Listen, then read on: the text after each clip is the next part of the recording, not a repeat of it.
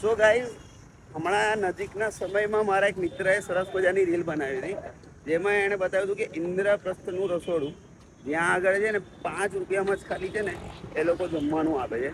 ઇન્દ્રપ્રસ્થનું રસોડું. અહીંયા દરરોજ જુદું જુદું મેનુ હોય છે, જેમાં પૂરી, શાક, ગુલાબજાંબુ, દાળ ભાત, આમ અલગ અલગ ડીશ રોજના હોય છે અને એકદમ સાત્વિક ભોજન હોય છે. તો આજે હું અને મારા એક ફ્રેન્ડ પહોંચી ગયા છે ઇન્દ્રપ્રસ્થના રસોડામાં, જ્યાં ખરેખર એવું લખેલું છે કે 5 રૂપિયામાં સાત્વિક ભોજન જમવા મળશે.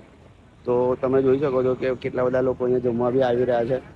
દાદા છે અહીંયા આગળ રાખેલું છે, ફૂલ હાઇજીન સાથે રાખે છે. તો આપણે આમાં જુઓ તમને અહીંયા આગળ લોકો સબ્જી, રોટી, ભૂંગળા, દાળ ભાત સરસ મજાનું જમવાનું આપે છે. આપણે ટ્રાય કરીશું આજે અને જોઈશું કે કેવું આપે છે. અંકલ એક પ્લેટ આપો ને. દરરોજનું એ લોકોનું મેનુ અલગ અલગ હોય છે. આજે એમની છે દાળ ભાત, ભૂંગળા અને અથાણું. સો નિશિલ કાલે ગુલાબજામુન. અચ્છા, કાલનું શું મેનુ છે? સબ્જી, પૂરી, ગુલાબજામુન, કેરીનો રસ.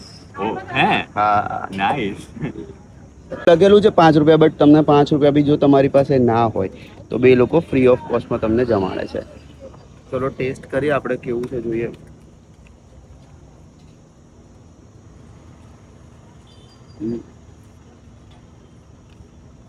ભાઈ બહુ જ મસ્ત, બહુ જ મસ્ત.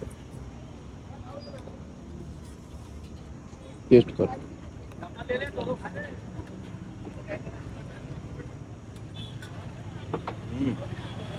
સરસ છે.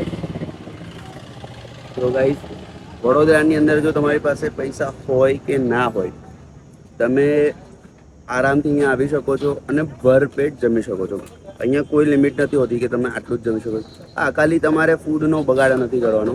એટલે તમારે જમવું હોય એટલું જ એમાં પ્લેટમાં લેવું, જેથી કરીને ફૂડનો બગાડ ના થાય. લોકેશન કદાચ તમને સામે જે છે એ ગોત્રી હોસ્પિટલ છે. આ સાઈડ એક બ્રિજ છે, અહીંયા આગળ તમે સમજો કે આ ગોત્રી હોસ્પિટલ છે, એની એક્ઝેક્ટ સામે ઇન્દ્રપ્રસ્થનો રસોડું છે, જ્યાં તમે આ ભોજન કરી શકો છો.